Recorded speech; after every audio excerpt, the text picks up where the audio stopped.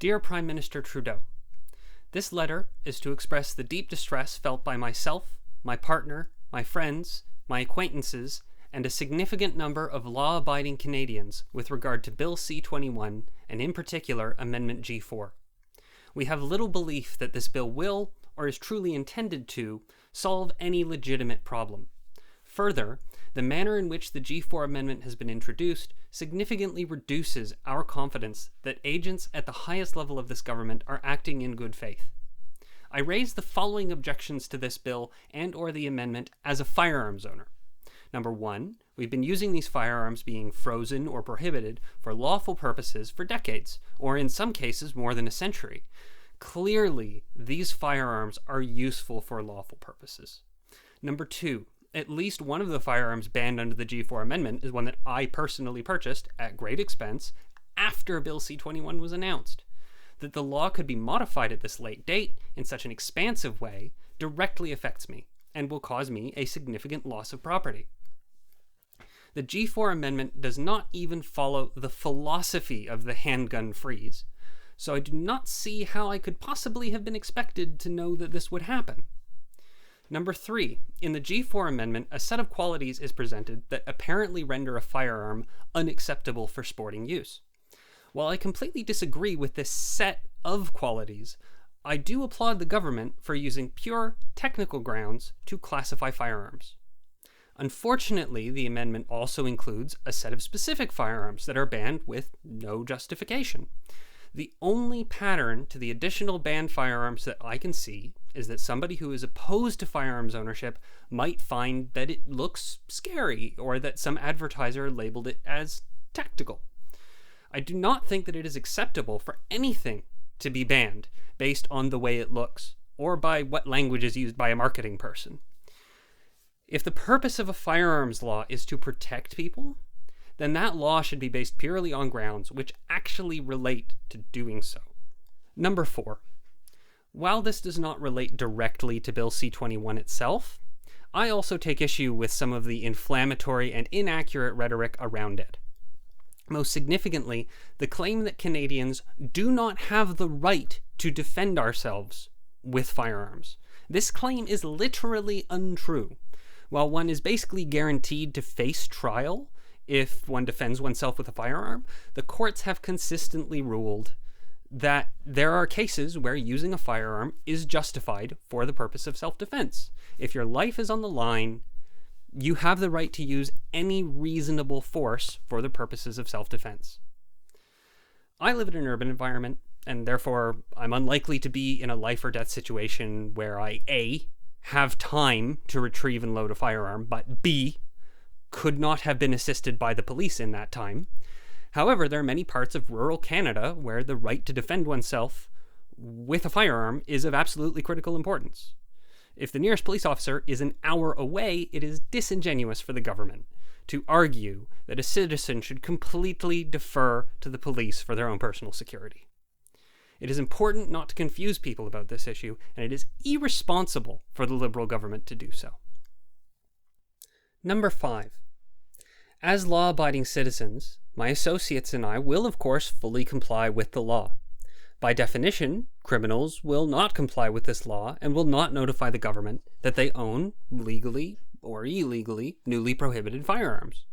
Since the government destroyed all data associated with the long gun registry, which appears not to have served any police purpose when it existed, reinforcing that there's no current need to prohibit these firearms, this law requires a strong element of compliance from citizens.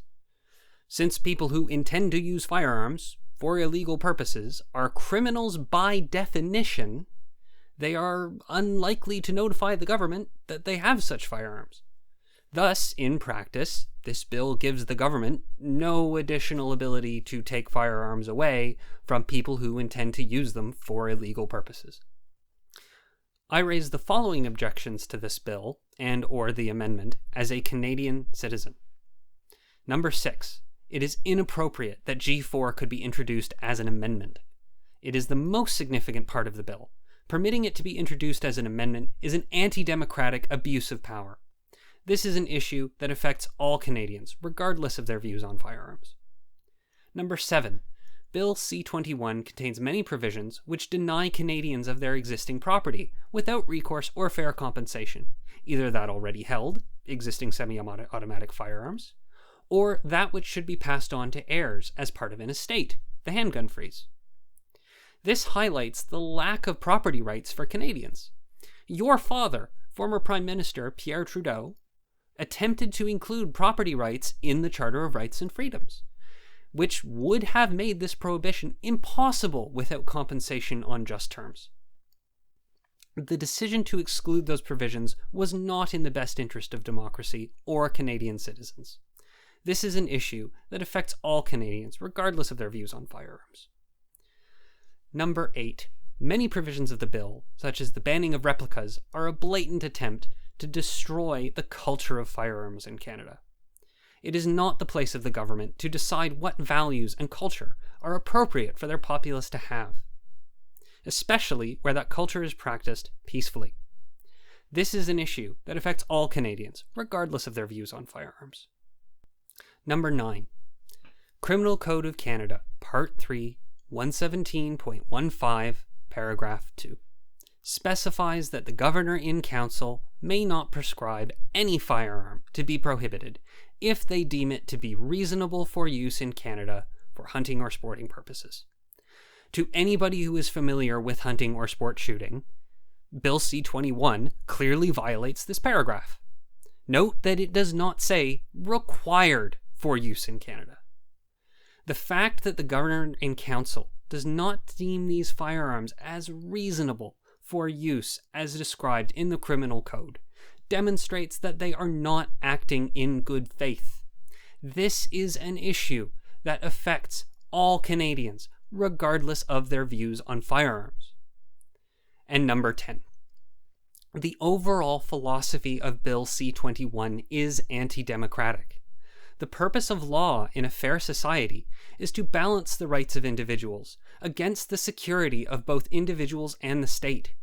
Further, in a free society, the onus is on the government to demonstrate that there is a legitimate need to revoke personal rights.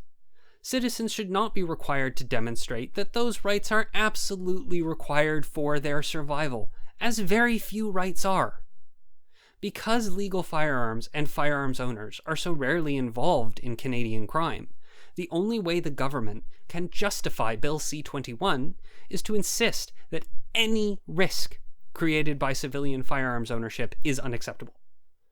In effect, the government must argue that personal freedom has no weight against anything they deem to be a risk to security, regardless of sound arguments to the contrary, and that citizens are only guaranteed rights of which they can demonstrate an absolute necessity for survival.